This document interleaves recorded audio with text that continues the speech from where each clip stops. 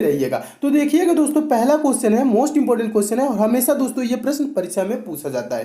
प्रश्न है दोस्तों, पीनियल ग्रंथि कहाँ स्थित होती है? अगर जो दोस्तों इसका आंसर आपको पता हो तो आप कमेंट भी करते रहिए। तो मैं आंसर इसका बता रहा हूं दोस्तों, चारों ऑप्शन को जब पढ़ेंगे तो ऑप्शन नंबर सी सही हो जाएगा। पीनियल ग्रंथि मस्तिष्क में स्थित होती है। दोस्तों पीनियल ग्रंथि अग्र मस्तिष्क के पृष्ठीय भाग में स्थित होती है, ये भी याद रखेंगे। और दोस्तों इससे रिलेटेड एक और प्रश्न बनता है दोस्तों, मेलेटोनिन नामक हार्मोन का श्रावण कहां से होता है? तो पीनियल ग्रंथि से ही मेलेटोनिन नामक हार्मोन का श्रावण भी होता है। तो इस प्रश्न का भी आंसर आप याद रखेंगे। नेक्स्ट क्वेश्चन देखिएगा दोस्तों, दूसरा प्रश्न भी हमेशा पूछा जाता है। प्रश्न है, इकोसिस्टम में ऊर्जा का परम स्रोत है।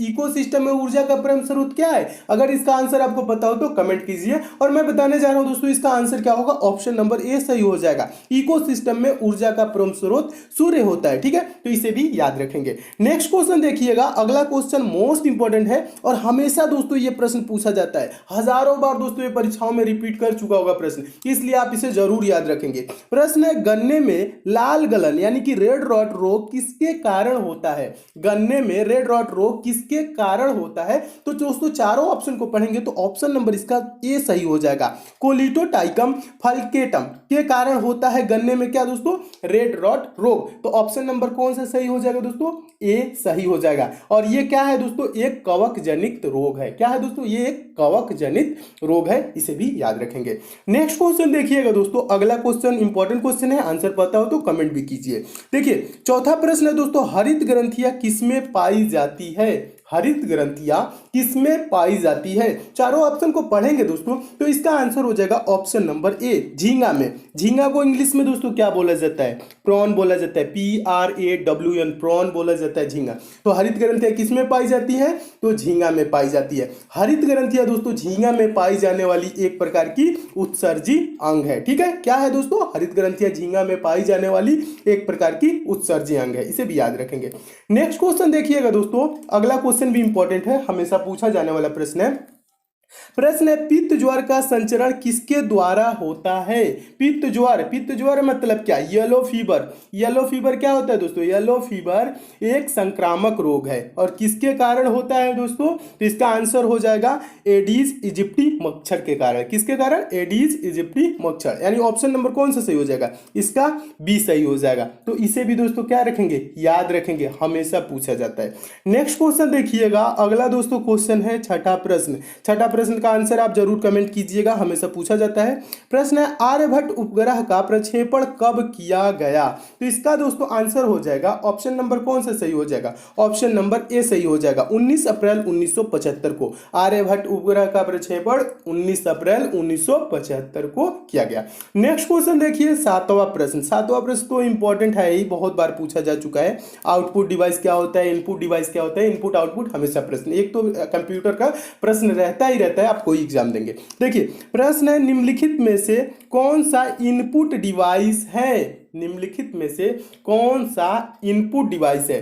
तो दोस्तों जिन डिवाइस या युक्तियों का प्रयोग डाटा और निर्देशन को कंप्यूटर में प्रविष्ट करने के लिए किया जाता है वे इनपुट डिवाइस कहलाते हैं। इनपुट डिवाइस कौन कौन से होते हैं दोस्तों? माउस होता है, कीबोर्ड होता है, टच स्क्रीन होता है, स्कैनर आदि, ये सब क्या है दोस्तों? Input device. तो इसमें माउस भी दिया है, कीबोर्ड भी दिया है, टच स्क्रीन भी दिया है। तो इसका आंसर क्या हो जाएगा दोस्तों? जब सभी दिए रहते हैं तो आंसर होता है उपयुक्त सभी, यानी ऑप्शन नंबर इसको क्या करेंगे? डी सही करेंगे। उपयुक्त सभी कब करते हैं? जब चाहे तीनों ऑप्शन जब सही हो तो आंसर देते हैं उपयुक्त सभी। तो इसका आंसर क्या होगा? ऑप्शन नंबर डी सही हो जाएगा। तो इसे भी याद रखेंगे।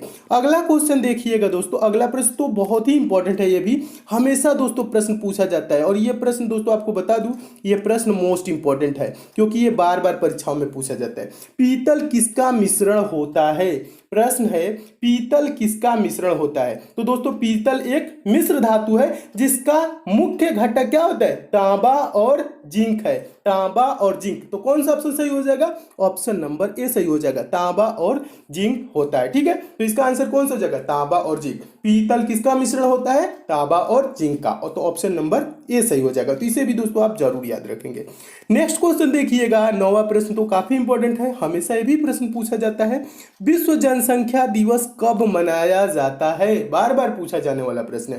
तो इसका दोस्तों आंसर क्या हो जाएगा? प्रत्येक वर्ष 11 जुलाई को क्या मनाया जाता है दोस्तों? विश्व जनसंख्या दिवस मनाया जाता है। जनसंख्या वृद्धि एक गंभीर राष्ट्रीय समस्या है। इसके नियंत्रण के प्रति लोगों में जागरूकता विकसित करने के लिए दोस्तों प्रतिवर्ष 11 जुलाई को विश्व जनसंख्या दिवस मनाया जाता है, तो इसे भी याद रखेंगे। नेक्स्ट क्वेश्चन देखिएगा, 10वां प्रश्न। 10वां प्रश्न भी बहुत ही इंपॉर्टेंट है, हमेशा पूछा जाने वाला प्रश्न है। जितने भी दोस्तों प्रश्न इसमें शामिल किया हूं, ये सब प्रश्न क्या होते हैं दोस्तों, परीक्षा में बार बार रिपीट करते हैं। इसलिए दोस्तों आप सभी प्रश्नों को खूब अच्छे से ध्यान से पढ़ते हुए चलिए। अगर दोस्तों आपको जरूरत पड़े तो आप नोट्स में लिख भी लिया करिए जिन प्रश्नों का आंसर आप याद नहीं कर सकते। तो देखिएगा दोस्तों, 10वां प्रश्न है, मिशन इंद्रधनुष के अंतर्गत किन बीमारियों का टीकाकरण किया जाता है। मिशन इंद्रधनुष, ये याद रखेंगे, मिशन इंद्रधनुष के अंतर्गत किन बीमारियों का टीकाकरण किया जाता है। तो पहले तो दोस्तों आप जान लीजिए मिशन इंद्रधनुष का उद्देश्य क्या है। मिशन इंद्रधनुष का उद्देश्य वर्ष 2020 तक भारत में सभी बच्चों का टीकाकरण करना है, ठीक है। इसके अंतर्गत मुख्य रूप से 7 बीमारियां हैं। कौन कौन सी है दोस्तों, डिप्थीरिया है, काली खांसी, टीटनेस, पोलियो, तपेदिक, खसरा एवं हेपेटाइटिस बी बीमारियों को सुरक्षित रखना है। तो इसमें आपको डिप्थीरिया दिख रहा है, काली खांसी, टीटनेस एवं पोलियो भी दिख रहा है, तपेदिक, खसरा एवं हेपेटाइटिस बी दिख रहा है। तो इसका दोस्तों आंसर हम क्या देंगे, जब तीनों ऑप्शन सही हो जाते हैं तो इसको हम आंसर टिक करते हैं ऑप्शन नंबर डी, यानी उपयुक्त सभी। उपयुक्त सभी बीमारियां, ठीक है। यानी कि मिशन इंद्रधनुष के अंतर्गत किन बीमारियों का टीकाकरण किया जाता है, तो यानी कि उपयुक्त सभी, यानी तीनों ऑप्शन इसके क्या हो जाएंगे दोस्तों, सही हो जाएंगे। नेक्स्ट क्वेश्चन देखिएगा, अगला क्वेश्चन बहुत बार रिपीट कर चुका है और ये प्रश्न दोस्तों पिछले बार भी मैं कराया हुआ हूं, ठीक है। प्रश्न है, दीन ए इलाही की स्थापना किस मुगल बादशाह द्वारा की गई थी। दीन ए इलाही, याद रखेंगे ये चीज, दीन ए इलाही की स्थापना किस मुगल बादशाह द्वारा की गई थी। आंसर पता हो दोस्तों तो आप कमेंट भी करते रहिए। तो इसका दोस्तों आंसर क्या हो जाएगा, चारों ऑप्शन को पढ़ेंगे तो ऑप्शन नंबर इसका बी सही हो जाएगा, अकबर द्वारा। दीन ए इलाही की स्थापना किस मुगल बादशाह द्वारा की गई थी, तो अकबर द्वारा। कब स्थापना की गई थी दोस्तों, 1582 ईस्वी में। कब की गई थी, डेट भी याद रखेंगे दोस्तों, 1582 ईस्वी में। और दोस्तों बता दूं, बीरबल इसे स्वीकार करने वाला प्रथम एवं अंतिम हिंदू थे, ठीक है। कौन थे दोस्तों, बीरबल। इसे स्वीकार करने वाला, दीन ए इलाही को स्वीकार करने वाला कौन था, पहला बीरबल थे। बीरबल इसे स्वीकार करने वाला प्रथम एवं अंतिम हिंदू थे, ठीक है। तो इसे भी याद रखेंगे। नेक्स्ट क्वेश्चन देखिएगा दोस्तों, 12वां प्रश्न। 12वां प्रश्न भी इंपॉर्टेंट है। प्रश्न है, एबेल पुरस्कार किस क्षेत्र में असाधारण उपलब्धियों के लिए प्रदान किया जाता है। कौन सा पुरस्कार दोस्तों, एबेल पुरस्कार, हमेशा पूछा जाता है। और यह भी प्रश्न क्या है दोस्तों, यह भी प्रश्न मोस्ट इंपॉर्टेंट है। तो एबेल पुरस्कार दोस्तों गणित में असाधारण उपलब्धियों के लिए प्रदान किया जाता है। तो कौन सा आंसर सही हो जाएगा, ऑप्शन नंबर इसका बी सही हो जाएगा। तो इसे भी दोस्तों याद रखेंगे। और दोस्तों एबेल पुरस्कार दोस्तों क्या कहा जाता है, इसे गणित का नोबेल भी माना जाता है, ठीक है। इसे गणित का नोबेल भी माना जाता है एबेल पुरस्कार को, तो इसे भी याद रखेंगे। पूछ लिया जाए गणित का नोबेल पुरस्कार किसे कहा जाता है, तो एबेल पुरस्कार को बोला जाता है, इसे भी याद रखेंगे। नेक्स्ट क्वेश्चन देखिएगा दोस्तों, 13वां प्रश्न। 13वां प्रश्न भी काफी इंपॉर्टेंट है। प्रश्न है, भारत में मानवाधिकार संरक्षण अधिनियम कब लागू हुआ। भारत में मानवाधिकार संरक्षण अधिनियम कब लागू हुआ। तो इसका दोस्तों आंसर हो जाएगा ऑप्शन नंबर कौन सा सही हो जाएगा, सी सही हो जाएगा, 1993। और डेट पूछ ले एग्जैक्ट तो 28 सितंबर 1993। तो इसे भी दोस्तों आप जरूर याद रखेंगे, ये भी प्रश्न बहुत बार पूछा जा चुका है। अगला क्वेश्चन देखिएगा, अगला क्वेश्चन भी इंपॉर्टेंट है, हमेशा पूछा जाने वाला है। भारतीय संविधान में राज्य के नीति निदेशक तत्वों, क्या दोस्तों, भारतीय संविधान में राज्य के नीति निदेशक तत्वों को किस देश के संविधान से गृहीत किया गया, यानी किस संविधान से लिया गया है, यह प्रश्न हमेशा पूछा जाता है, राज्य के नीति निदेशक तत्वों को। तो इसका दोस्तों आंसर कौन सा हो जाएगा, आंसर आपको पता हो तो आप कमेंट भी करते रहिए। तो इसका दोस्तों आंसर हो जाएगा ऑप्शन नंबर डी, भारत के संविधान में, यानी भारतीय संविधान में राज्य के नीति निदेशक तत्वों को किस देश के संविधान से गृहीत किया गया है, तो आंसर हो जाएगा ऑप्शन नंबर डी, आयरलैंड के संविधान से। और दोस्तों भारतीय यानी संविधान के भाग 4 में अनुच्छेद 36 से 51 तक इसका उल्लेख है। इसका आंसर क्या होगा दोस्तों, आयरलैंड हो जाएगा, ऑप्शन नंबर डी सही हो जाएगा। नेक्स्ट क्वेश्चन देखिए दोस्तों, 15वां प्रश्न है। 15वां प्रश्न भी बहुत बार पूछा जा चुका है। प्रश्न है, निम्नलिखित शासकों में से किसने हर्षवर्धन से युद्ध किया था। निम्नलिखित शासकों में से किसने हर्षवर्धन से युद्ध किया था? तो इसका दोस्तों आंसर हो जाएगा ऑप्शन नंबर ए, पुलकेशिन द्वितीय ने। किसने किया था? पुलकेशिन द्वितीय ने। तो इसे भी दोस्तों आप याद रखेंगे। नेक्स्ट क्वेश्चन देखिएगा, अगला क्वेश्चन है 16वां प्रश्न। 16वां प्रश्न का भी आंसर आप याद हो तो कमेंट करिएगा जरूर। देखिए, किस मुगल बादशाह के समय बक्सर का युद्ध लड़ा गया था? किस मुगल बादशाह के समय बक्सर का युद्ध लड़ा गया था? चारों ऑप्शन को दोस्तों पढ़ेंगे तो ऑप्शन नंबर बी सही हो जाएगा, शाह आलम द्वितीय के समय। ठीक है, शाह आलम द्वितीय के समय बक्सर का युद्ध लड़ा गया था। मुगल शासक शाह आलम द्वितीय के समय बक्सर का युद्ध 22 अक्टूबर 1764 ईस्वी को हुआ था। ठीक है, इस युद्ध में अंग्रेजों ने हेक्टर मुनरो के नेतृत्व में मुगल सेना अवध के नवाब शुजा-उद-दौला और बंगाल के पूर्व नवाब मीर कासिम की संयुक्त सेनाओं को पराजित किया। ठीक है, तो इसे भी याद रखेंगे। नेक्स्ट क्वेश्चन देखिए, 17वां प्रश्न है। 17वां प्रश्न इंपॉर्टेंट है, हमेशा ये भी पूछा जाता है। इसे भी आप आंसर इसका पता हो तो आप कमेंट जरूर कीजिएगा। देखिएगा, भारत में किसी उच्च न्यायालय के न्यायमूर्ति यानी जज की सेवानिवृत्ति की आयु है, आयु कितनी होती है उच्च न्यायालय? इसका आंसर क्या हो जाएगा दोस्तों? ऑप्शन नंबर बी सही हो जाएगा, 62 वर्ष होता है। इसे आप याद रखेंगे। ठीक है, अगला क्वेश्चन देखिएगा, 18वां प्रश्न है। 18वां प्रश्न बहुत बार रिपीट कर चुका है और हमेशा पूछा जाने वाला ये दोस्तों प्रश्न है। प्रश्न क्या कह रहा है? किस अनुच्छेद के अनुसार भारत के राष्ट्रपति द्वारा राष्ट्रीय आपातकाल की घोषणा की जाती है? किसकी घोषणा? राष्ट्रीय आपातकाल की घोषणा किस अनुच्छेद के तहत की जाती है? यह प्रश्न बार बार पूछा जाता है। तो इसका दोस्तों आंसर क्या हो जाएगा? ऑप्शन नंबर ए सही हो जाएगा, अनुच्छेद 352। प्रश्न क्या कह रहा है? किस अनुच्छेद के अनुसार भारत के राष्ट्रपति द्वारा राष्ट्रीय आपातकाल की घोषणा की जाती है? तो किस अनुच्छेद के अनुसार? तो अनुच्छेद 352 के अनुसार। ऑप्शन नंबर कौन सा सही हो जाएगा? ये सही हो जाएगा। आप दोस्तों इसे जरूर याद रखेंगे। ठीक है, और आपातकाल कब होता है दोस्तों? यदि राष्ट्रपति इस बात का समाधान हो जाए। ठीक है, यानी यदि राष्ट्रपति को इस बात का समाधान हो जाए कि गंभीर आपात स्थिति विद्यमान है या होने वाली है, जिससे युद्ध, बाह्य आक्रमण या सशस्त्र विद्रोह से भारत या उसके किसी भाग में संकट पैदा हो सकता है, तो इस अनुच्छेद के तहत राष्ट्रपति राष्ट्रीय आपातकाल की घोषणा कर सकता है, यानी अनुच्छेद 352 के तहत। तो इसे भी याद रखेंगे। नेक्स्ट क्वेश्चन देखिएगा, अगला क्वेश्चन कई बार पेपर में पूछा जा चुका है।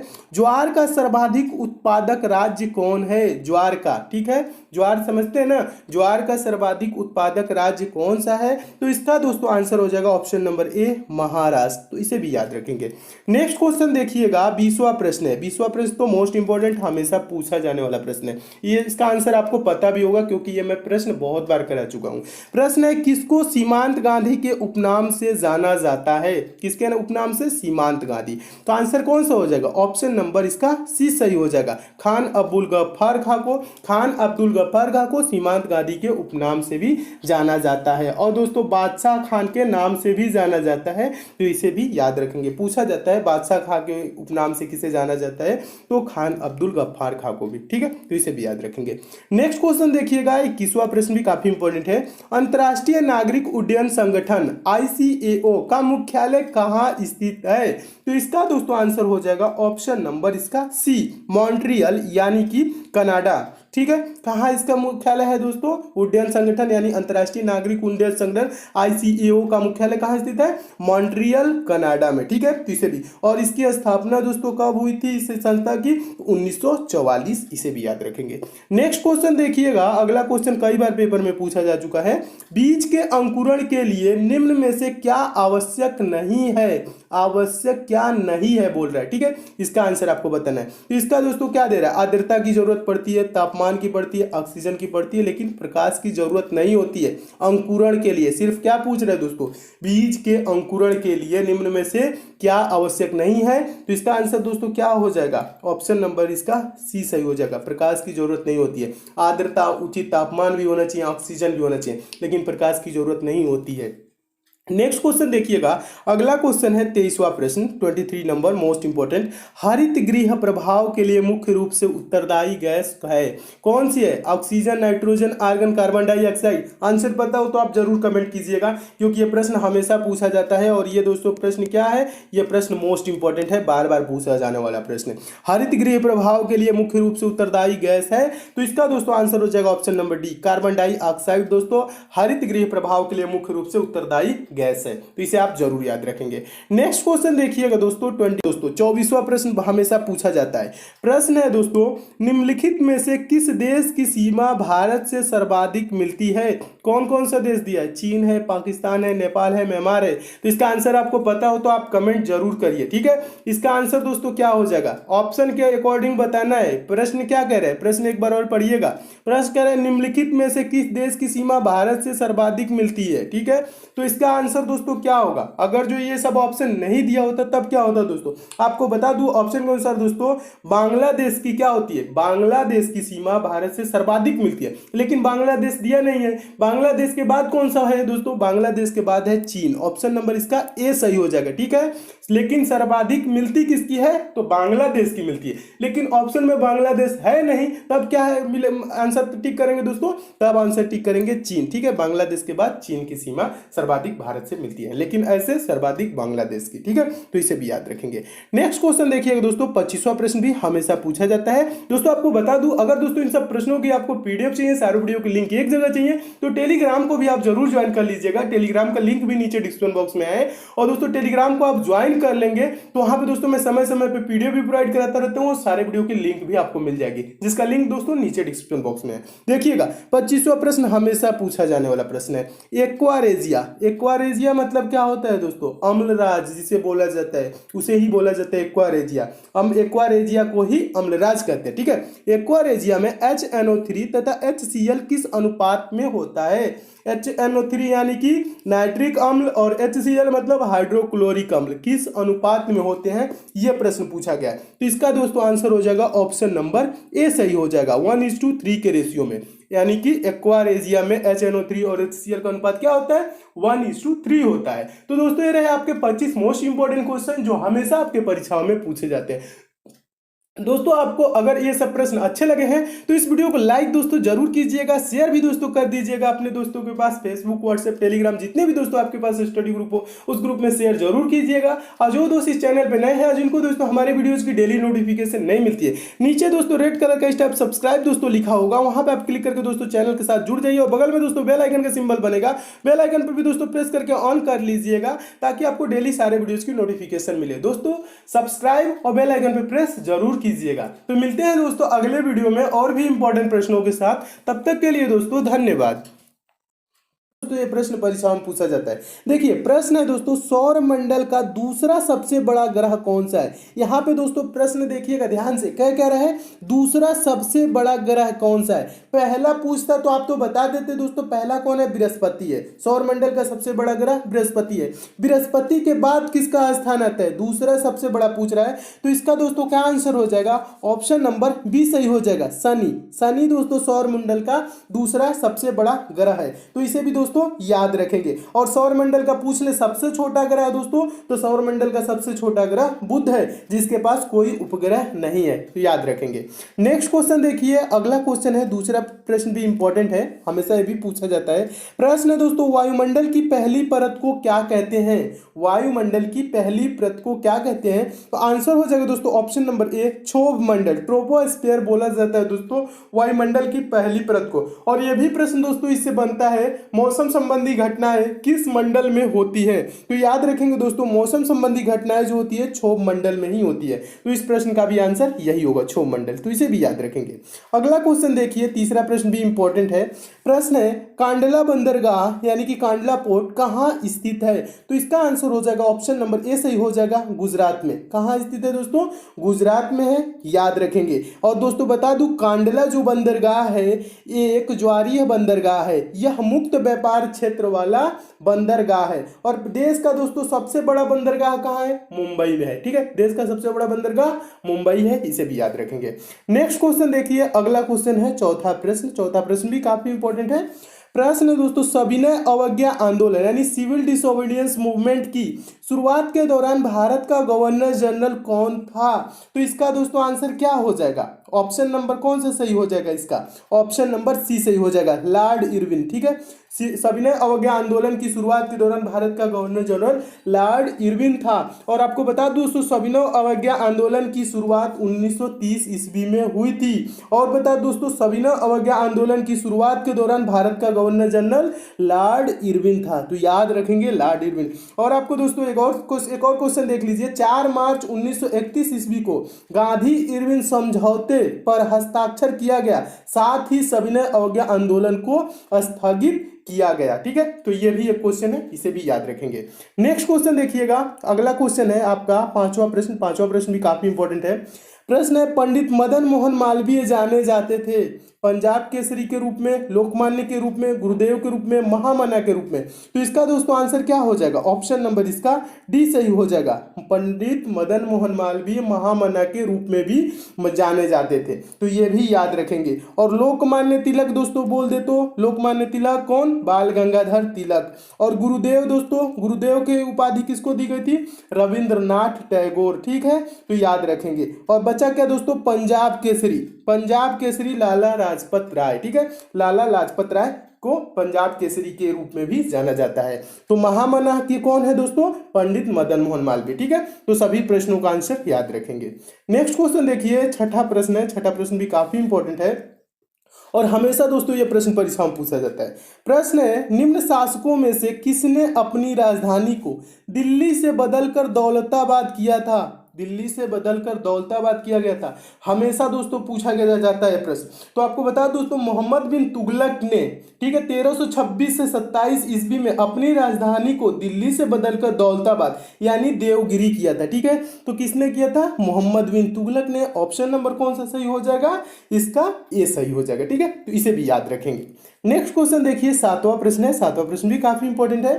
प्रश्न है, शिक्षा का अधिकार अधिनियम किस आयु तक के बच्चों के लिए निःशुल्क और अनिवार्य शिक्षा का प्रावधान करता है? तो इसका दोस्तों आंसर हो जाएगा 14 वर्ष तक। ऑप्शन नंबर कौन सा सही हो जाएगा? ए सही हो जाएगा। और आपको बता दूं दोस्तों, किस अनुच्छेद के तहत, किस संविधान संशोधन के तहत? देखिएगा, संविधान संशोधन के तहत यानी 86वां संविधान संशोधन 2002 के तहत दोस्तों 6 से 14 वर्ष के बच्चों को निःशुल्क शिक्षा का प्रावधान है। किस संशोधन के तहत? 86वां संविधान संशोधन 2002 के तहत। ठीक है, तो इसे भी याद रखेंगे। आठवां क्वेश्चन देखिएगा दोस्तों, आठवां प्रश्न भी इंपॉर्टेंट है, हमेशा पूछा जाता है। प्रश्न है, किस विटामिन के अभाव के परिणाम स्वरूप रक्त का थक्का नहीं बनता है? बोल रहे हैं non clotting ball of blood. ठीक है, किस विटामिन के अभाव के परिणाम स्वरूप रक्त का थक्का यानी कि नॉन क्लॉटिंग ऑफ ब्लड यानी नहीं बनता है? रक्त का थक्का किस विटामिन के कारण नहीं बनता है? तो इसका आंसर आपको याद होगा। ऑप्शन नंबर इसका कौन सही हो जाएगा? विटामिन के, यानी कि ऑप्शन नंबर बी सही हो जाएगा। विटामिन के कारण क्या होता है दोस्तों? रक्त का थक्का नहीं बनता है। इसका अभाव रहेगा तो ब्लड जमेगा नहीं। ठीक है, तो ये भी याद रखेंगे, ये भी प्रश्न हमेशा पूछा जाता है। देखिए दोस्तों, नौवां प्रश्न है। नौवां प्रश्न भी हमेशा पूछा जाता है। प्रश्न है दोस्तों, डॉग यानी कि कुत्ते का वैज्ञानिक नाम क्या है? यानी कि साइंटिफिक नाम पूछ रहा है, कुत्ते का क्या होता है? तो इसका आंसर हो जाएगा ऑप्शन नंबर बी, कैनिस फैमिलिस किसे कहा जाता है? कुत्ते का ये वैज्ञानिक नाम है। और होमोसेपियंस दोस्तों पूछा जाता है, मानव का वैज्ञानिक नाम क्या होता है? होमोसेपियंस। बॉस इंडिकस किसका होता है दोस्तों? बॉस इंडिकस होता है गाय का। ठीक है, और ये भी याद रखेंगे, फेलिस डोमेस्टिका किसका होता है? तो फेलिस डोमेस्टिका होता है बिल्ली का। ठीक है, तो इसे भी याद रखेंगे। ये सब वैज्ञानिक नाम भी बराबर प्रश्न में पूछे जाते हैं। ठीक है, परीक्षाओं में पूछे जाते हैं। जैसे फेलिस डोमेस्टिका पूछ ले, यानी कि बिल्ली का वैज्ञानिक नाम पूछ ले, तो आप बोलेंगे फेलिस डोमेस्टिका। और कुत्ते का वैज्ञानिक नाम क्या है? कैनिस फैमिलिस। और बॉस इंडिकस याद रखेंगे, हमेशा पूछा जाता है दोस्तों, ये गाय का है। ठीक है, गाय का बॉस इंडिकस गाय का। और मनुष्य का भी पूछा जाता है, मनुष्य का वैज्ञानिक नाम होमोसेपियंस। ठीक है, तो ये चारों प्रश्नों को दोस्तों याद रखेंगे, हमेशा पूछे जाते हैं। नेक्स्ट क्वेश्चन देखिए, 10वां प्रश्न। 10वां प्रश्न भी काफी इंपॉर्टेंट है। प्रश्न है, जलियांवाला बाग नरसंहार के विरोध स्वरूप में किसने केसरे हिंद का सम्मान पदक लौटा दिया था? ठीक है, किसने लौटा दिया था केसरे हिंद का यानी कि सम्मान पदक किसने लौटा दिया था? तो इसका आंसर हो जाएगा एम के गांधी यानी कि मोहनदास करमचंद गांधी। गांधी जी ने क्या किया था दोस्तों? केसरे हिंद की उपाधि लौटा दी थी। याद रखेंगे दोस्तों, ये प्रश्न हमेशा पूछा जाता है परीक्षाओं में। और आपको दोस्तों बता दूं, जलियांवाला बाग हत्याकांड कब हुआ था? जलियांवाला बाग घटना 13 अप्रैल 1919 ईस्वी को घटित हुआ था। ठीक है, और जलियांवाला बाग हत्याकांड के विरोध में जमनालाल बजाल ने राय बहादुर, ठीक है, जमनालाल बजाल ने क्या किया था दोस्तों? राय बहादुर एवं रविंद्रनाथ टैगोर ने सर की उपाधि लौटा दी थी और महात्मा गांधी ने केसरे हिंद की सम्मान पदक लौटा दिया था। ठीक है, तो इसका ऑप्शन नंबर कौन सा सही हो जाएगा? ए सही हो जाएगा, याद रखेंगे। नेक्स्ट क्वेश्चन देखिएगा, 11वां प्रश्न भी काफी इंपॉर्टेंट है, हमेशा पूछा जाता है। प्रश्न है, प्रथम एशियाई खेल किस देश में हुए थे? प्रथम एशियाई खेल किस देश में हुए थे? तो इसका दोस्तों आंसर क्या हो जाएगा? ऑप्शन नंबर इसका बी सही हो जाएगा। प्रथम एशियाई खेल भारत में हुआ था। और कब हुआ था दोस्तों? तो ये भी याद रखेंगे, 4 मार्च 1951 ईस्वी को दिल्ली में हुआ था। ठीक है, प्रथम एशियाई खेल किस देश में हुआ? भारत में। और कहां पे हुआ? दिल्ली में। कब हुआ? 4 मार्च 1951 ईस्वी को। तो इसे भी याद रखेंगे। नेक्स्ट क्वेश्चन देखिएगा दोस्तों, 12वां प्रश्न। 12वां प्रश्न देखना इंपॉर्टेंट है, आप इसे याद रखेंगे। प्रश्न दोस्तों, जामा मस्जिद का निर्माण किसने करवाया था?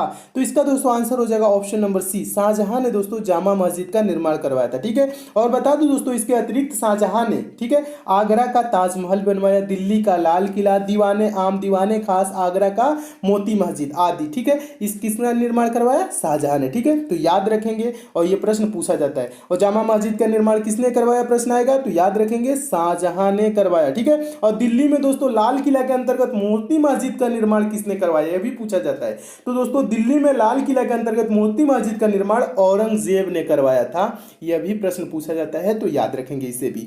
नेक्स्ट क्वेश्चन देखिएगा, 13वां प्रश्न है। 13वां प्रश्न भी इंपॉर्टेंट है।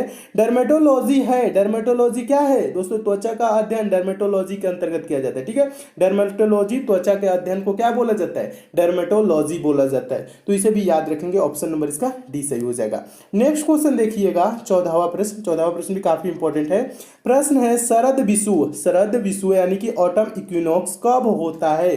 शरद विषुव कब होता है? तो इसका आंसर हो जाएगा ऑप्शन नंबर इसका बी सही हो जाएगा, 23 सितंबर को। क्या होता है दोस्तों? शरद विषुव होता है यानी कि ऑटम इक्विनॉक्स होता है 23 सितंबर को। इसे भी याद रखेंगे। और एक और इससे रिलेटेड बनता है प्रश्न, वसंत विषुव, वसंत विषुव यानी कि वर्नल इक्विनॉक्स कब होता है? 21 मार्च को होता है वसंत विषुव। ठीक है, वसंत विषुव पूछेगा तो 21 मार्च आंसर होगा, और शरद विषुव पूछेगा तो दोस्तों क्या होगा?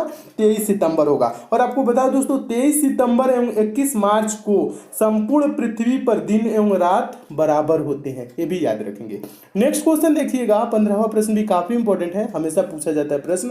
और यह भी प्रश्न दोस्तों मोस्ट इंपॉर्टेंट है, क्योंकि यह भी प्रश्न बहुत बार परीक्षाओं में पूछा जा चुका है। प्रश्न है दोस्तों, आईने अकबरी का लेखक कौन है? आईने अकबरी का लेखक कौन है? तो इसका दोस्तों आंसर क्या हो जाएगा? ऑप्शन नंबर सी सही हो जाएगा, आईने अकबरी के लेखक अबुल फजल हैं। ठीक है, तो इसे भी दोस्तों आप याद रखेंगे। और दोस्तों इससे रिलेटेड और बनता है दोस्तों प्रश्न, और बाबरनामा की रचना किसने की थी? तो दोस्तों बाबर ने अपनी आत्मकथा की रचना बाबरनामा की थी। ठीक है, यानी कि बाबर ने अपनी आत्मकथा बाबरनामा की रचना की। और आईने अकबरी के लेखक कौन है? अबुल फजल। और हुमायूं नामा की रचना दोस्तों पूछा जाता है तो गुलबदन बेगम ने की थी, ये भी याद रखेंगे। ठीक है, तो ये भी 2-3 प्रश्न है, तो इसे भी याद रखेंगे। कौन कौन सा? बाबर ने अपनी आत्मकथा बाबरनामा की रचना की, यानी कि बाबरनामा की रचना किसने की? तो बाबर ने की, इसे याद रखेंगे। और आईने अकबरी का लेखक कौन है? अबुल फजल। ठीक है, इसे भी याद रखेंगे। और हुमायूं नामा की रचना भी पूछा जाता है तो गुलबदन बेगम ने की थी। तो 3 प्रश्न है दोस्तों, तीनों प्रश्नों को आप जरूर याद रखेंगे, हमेशा पूछे जाते हैं। नेक्स्ट क्वेश्चन देखिएगा, 16वां प्रश्न है। 16वां प्रश्न भी काफी इंपॉर्टेंट है। प्रश्न है, पुस्तक गीत गोविंद के लेखक कौन थे? पुस्तक गीत गोविंद के लेखक कौन थे? तो इसका आंसर हो जाएगा ऑप्शन नंबर सी, जयदेव। गीत गोविंद के लेखक कौन थे? तो जयदेव थे। नेक्स्ट क्वेश्चन देखिए, मोस्ट इंपोर्टेंट प्रश्न है, हमेशा पूछा जाने वाला प्रश्न है। प्रश्न है, ग्रैमी अवार्ड किस क्षेत्र में दिया जाता है? तो दोस्तों संगीत के क्षेत्र में ग्रैमी अवार्ड दिया जाता है। किस क्षेत्र में दिया जाता है? संगीत के क्षेत्र में, इसे भी याद रखेंगे। नेक्स्ट क्वेश्चन देखिए, 18वां प्रश्न है। 18वां प्रश्न क्या कह रहा है? पक्षी और उनके आवासों का अध्ययन कहलाता है। पक्षी और उनके आवासों का अध्ययन कहलाता है। तो किसके अंतर्गत दोस्तों पक्षी के आवासों या पक्षियों का अध्ययन किया जाता है? तो ऑर्निथोलॉजी, ऑप्शन नंबर इसका ये सही हो जाएगा। ऑर्निथोलॉजी के अंतर्गत पक्षी और उनके आवासों का अध्ययन किया जाता है, तो इसे भी याद रखेंगे। नेक्स्ट क्वेश्चन देखिएगा, मोस्ट इंपॉर्टेंट प्रश्न है, हमेशा पूछा जाने वाला दोस्तों ये प्रश्न है। संतोष ट्रॉफी निम्नलिखित में से किस खेल में दिया जाता है? संतोष ट्रॉफी किस खेल में दिया जाता है? तो इसका दोस्तों आंसर हो जाएगा option number B, football. Football में संतोष ट्रॉफी दिया जाता है, तो इसे भी याद रखेंगे, भी पूछा गया प्रश्न है। नेक्स्ट क्वेश्चन देखिए 20वां प्रश्न। 20वां प्रश्न है, भूदान नेता विनोबा भावे ने भूदान आंदोलन शुरू किया, कहां शुरू किया? तो महाराष्ट्र में शुरू किया। ऑप्शन नंबर इसका 21वां प्रश्न। 21वां प्रश्न है दोस्तों, राजा राम मोहन राय द्वारा संस्थापित, ठीक है, समाज का नाम क्या था? राजा राम मोहन राय द्वारा संस्थापित समाज का नाम क्या था पूछ रहा है, तो इसका दोस्तों आंसर हो जाएगा ऑप्शन नंबर डी, ब्रह्म समाज की स्थापना किसने की थी दोस्तों? राजा राम मोहन राय ने की थी। याद रखेंगे, ये प्रश्न हमेशा दोस्तों परीक्षा में पूछा जाता है। और एक और प्रश्न बनता है दोस्तों, आर्य समाज की स्थापना, ठीक है, ये कौन सा प्रश्न बनता है? आर्य समाज की स्थापना किसने की? ठीक है, तो आर्य समाज की स्थापना दोस्तों आपको बता दूं, स्वामी विवेकानंद ने की थी। ठीक है, कब की थी? तो 1875 ईस्वी में आर्य समाज की स्थापना दोस्तों किसने की थी? स्वामी दयानंद सरस्वती ने की थी। सॉरी, एक बार क्वेश्चन गलत हो गया, थोड़ा देखिएगा दोस्तों। राजा राम मोहन द्वारा संस्थापित समाज का नाम क्या था?